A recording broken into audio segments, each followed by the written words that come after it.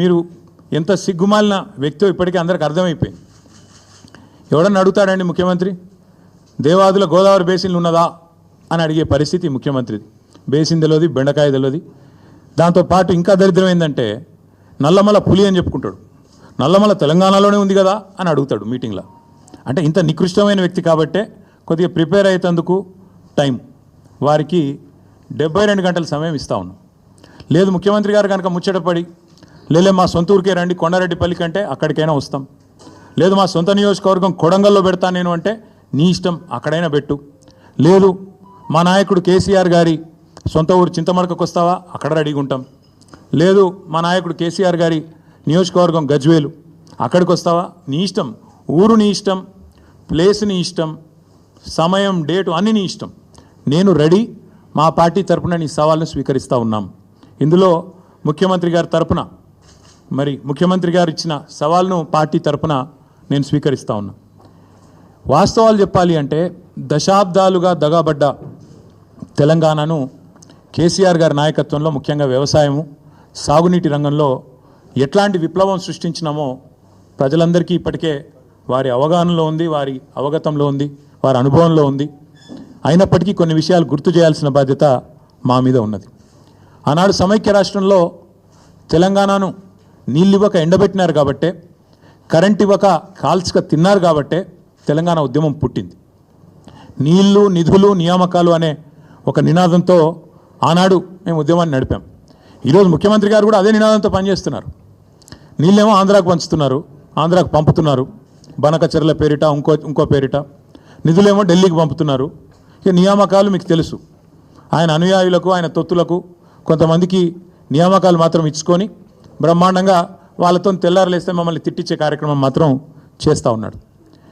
వాస్తవం ఏంటి అంటే స్వతంత్ర భారతదేశ చరిత్రలో 78 ఏళ్ళ భారతదేశ స్వాతంత్రానంతరం ఏ ప్రభుత్వము కూడా కేసీఆర్ గారి ప్రభుత్వం చేసినంతగా రైతులకు ఎన్నడూ సాహసోపేతమైన కార్యక్రమాలు తీసుకోలేదు అనేది అక్షర సత్యం. రైతు బంధు అనే ఒక విప్లవాత్మకమైన పథకం ఇది ఇక్కడ అక్కడ కాదు. మొన్న నేను ఆక్స్ఫర్డ్ యూనివర్సిటీకి పోయినా, అక్కడ నేను చెప్తుంటే వాళ్ళే పరిశాన్ అవుతున్నారు. దాదాపు $9 బిలియన్ 70 లక్షల మంది రైతుల ఖాతాల్లో 11 విడతలుగా వేసినాము. Direct benefit transfer farm input programme called Rythu Bandhu అని చెప్తుంటే ఆక్స్ఫర్డ్లోని అధ్యాపకులు, ఆక్స్ఫర్డ్లోని అక్కడి విద్యార్థులు కూడా ఇది నిజమేనా అన్నట్టు అబ్బురపడి చూస్తూ ఉన్నారు. తెలంగాణ నేల మీద రైతు రాజ్యం తెచ్చిందే కేసీఆర్ గారు. భారతదేశంలోనే మొట్టమొదటిసారిగా అన్ని రంగాలకు 24 గంటల ఉచిత విద్యుత్తు, 24 గంటల విద్యుత్తు, అందులో ఉచిత విద్యుత్తు రైతులకు ఇచ్చిన మొట్టమొదటి రాష్ట్రం తెలంగాణ. మొట్టమొదటి ముఖ్యమంత్రి భారతదేశ స్వాతంత్రానంతరం కేసీఆర్ గారు మాత్రమే. ఇది నువ్వు అవునన్నా కాదన్నా గింజుకున్నా గిలగిల కొట్టుకున్నా రేవంత్ రెడ్డి గారు ఇది వాస్తవం నిలిచిపోతుంది. ఇందిరమ్మ రాజ్యం అన్నావు, ఇందిరమ్మ గొప్పతనం తెలవాలంటే గుడ్డలు కూడా తీసుకొట్టాలన్నావు. ఇందిరమ్మ గొప్పతనం ఏంది, ఇందిరమ్మ రాజ్యం గొప్పతనం ఏంది నీది అంటే కాలిపోయిన మోటార్లు, పేలిపోయిన ట్రాన్స్ఫార్మర్లు, ఎరువుల కోసం విత్తనాల కోసం లైన్లలో మళ్ళా చెప్పులు.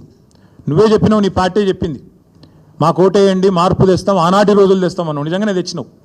ఇవాళ ఎరువుల కోసం విత్తనాల కోసం ఇవాళ రాష్ట్ర వ్యాప్తంగా నీ చేతగాని ప్రభుత్వం, నీ అసమర్థ ప్రభుత్వం రైతులను కాల్చుక తింటున్న మాట వాస్తవం కాదా? నిన్నగాక మొన్న కొమరం భీం జిల్లాలో అక్కడ సిర్పూర్ అనుకుంటా అక్కడ ఊరు, అక్కడ వేల మంది ఆల్మోస్ట్ యుద్ధాలు చేసే పరిస్థితి ఒక ఎరువు బస్తా కోసం వచ్చిన మాట వాస్తవం కాదా? ఇలా ప్రతి మండలంలో రైతులు ఎరువుల కోసం, యూరియా కోసం ధర్నాలు చేసే పరిస్థితి వచ్చిన మాట వాస్తవం కాదా? మీరు ఎరువుల దుకాణాలకు ఆధార్ కార్డు చూపెడితే ఎకరానికి ఒక బస్తా ఇవ్వాలని చెప్పిన మాట, మీ అధికారులకు ఆదేశం ఇచ్చిన మాట వాస్తవం కాదా?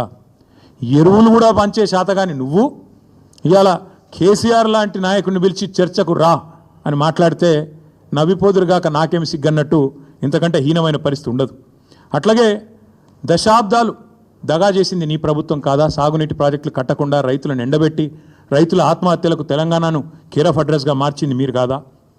అదే కేసీఆర్ గారు రైతుకు పెట్టుబడి ఇచ్చిండు, ఉచితంగా విద్యుత్ ఇచ్చిండు, చెరువులు నింపే మిషన్ కాకతీయ తెచ్చిండు, చెక్ డ్యాములు కట్టిండు, ఆఖరికి వాగులల్లో కూడా గోదావరి నీళ్ళని తీసుకొచ్చి పోసి ఒక మాంజీరా వాగులో, హల్దీ వాగులో, కొడెల్లి వాగులో వాగులు నింపిన ఘనత కూడా కేసీఆర్ దా కాదా ఒక్కసారి గుర్తు తెచ్చుకోమని రేవంత్ రెడ్డి గారిని అడుగుతా ఉన్నా.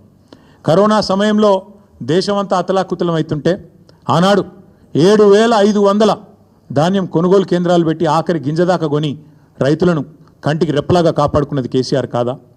మార్కెట్ యార్డులకు ఇవాళ ధాన్యం వస్తే ఎక్కడ బోనస్ ఇవ్వాల్సి వస్తుందో అని ఎగ్గొట్టి దాచుకుంటున్నది నీ ప్రభుత్వం కాదా అని నేను అడుగుతా ఉన్నా. అట్లాగే ప్రపంచంలో ఎక్కడన్నా ఉన్నదా రైతు బీమా? ఒక రైతు చనిపోతే 5 లక్షల బీమా ఇచ్చే సంస్కారవంతమైన ప్రభుత్వం ఈ భారతదేశంలో కాదు ప్రపంచంలో ఎక్కడన్నా ఉందా? అది తెచ్చింది కేసీఆర్ కాదా? ఇవాళ ఆ రైతు బీమా కూడా ఎగ్గొట్టి గత 3 నెలలుగా ప్రీమియం కట్టకుండా మరి ముఖం చాటేసి వేలాది మంది రైతులు ఉసురు తీస్తున్నది కాంగ్రెస్ ప్రభుత్వం కాదా? ఇట్లా 1, 2 కాదు, చెప్తే 100 విషయాలు ఉన్నాయి.